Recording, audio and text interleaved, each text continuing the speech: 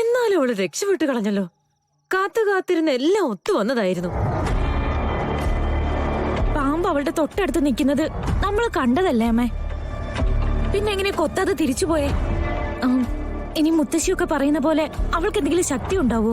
പിന്നെ ഗാഥാ ശ്രീനിവാസൻ തക്ഷകന്റെ നേർപ്പെങ്ങളല്ലേ? തക്ഷകന്റെ നേർപ്പെങ്ങളല്ല നിർമ്മലേ, കുമ്പിടിയുടെ നേർപ്പെങ്ങളാ. കുമ്പിടിയുടെ. ഓ, എന്തൊക്കെയാ നിങ്ങൾ ഈ പറയുന്നേ? എന്റെ നിർമ്മല, അവള് ഡബിളാണ്. ഡബിള്. ഗാഥ ഒന്നല്ല, രണ്ടാണ്. ജനലിന്റെ പുറത്തു വെച്ച് ഞാൻ കണ്ട ഗാഥ തന്നെയാണ് അങ്ങ് കാവില് കൈയും കൂപ്പിക്കൊണ്ടു നിന്നത്. അച്ഛാ, ഇങ്ങനെ ഓരോ ഭ്രാന്ത് വിളിച്ച് പറയല്ലേ. നിങ്ങൾ അവളുടെ ശക്തിയും ഡ്രസ്സും ഒക്കെ ചർച്ച ചെയ്തോണ്ടിരുന്നു. ഇപ്പൊ അതല്ലല്ലോ പ്രശ്നം. അവൾ എന്താ ചാവാത്തെ? ചത്തില്ലെങ്കിലേ അത് നിങ്ങളുടെ കുഴപ്പം. അല്ല, ഈ പാമ്പ് വരാൻ കാരണം ആരാ? നിങ്ങളല്ലേ? നിങ്ങൾ ആ പൂപാത്രത്തിൽ മുടി മുറിച്ചു വെച്ചോണ്ടല്ലേ? നിങ്ങൾ ക്ഷണിച്ചു വരുത്തിയ പാമ്പ് നിങ്ങളെ തന്നെ കൊത്താതിരുന്നത് നന്നായെന്നേ ഞാൻ പറയും. എന്റെ അച്ഛ, ഞാൻ എന്തിനാ എന്റെ മുടി മുറിക്കുന്നേ? എത്ര കഷ്ടപ്പെട്ടിട്ടാ ഞാൻ എന്റെ മുടി നോക്കുന്നേ. അത് വെറുതെ മുറിച്ചു കളയോ? അതും ആ കാവി ചെന്നിരുന്ന്. പിന്നെ ആരാ നിന്റെ മുടി മുറിച്ച് ആ പൂപാത്രത്തിലിട്ടത്? അതാണല്ലോ മനസ്സിലാവാത്തെ. അതിനുള്ള ശിക്ഷ എനിക്ക് കിട്ടുകയും ചെയ്തു. നാളെ മുതല് അമ്മയുടെ കൂടെ എനിക്ക് വ്രതമല്ലേ? രണ്ടാൾക്കും വ്രതവാ? അല്ല മോളെ, അപ്പൊ നീ ഉണ്ടാക്കാറുള്ള ആ കുങ്കുമപ്പൂ ഷേക്ക് അതിന് 2 ഗ്ലാസ് ഞാൻ കുടിക്കണോ? നാളുണ്ടോ മനുഷ്യ?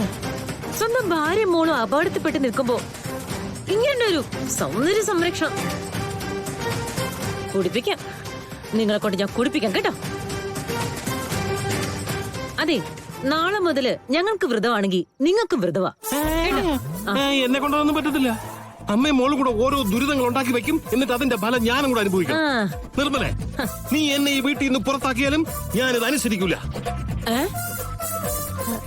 ഇവിടുന്ന് പുറത്താക്കിയാലും കുഴപ്പമില്ലേ നിങ്ങക്ക്? കുഴപ്പമില്ല.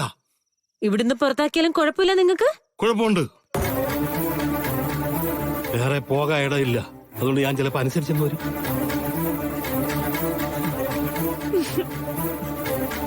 നീ എന്തടിച്ചിരിക്കുന്നേ? ഇല്ലമ്മേ, എന്റെ അച്ഛന്റെ യോഗ്യത കണ്ട് ചിരിച്ചു പോയതാ. കളിയായിക്കോ.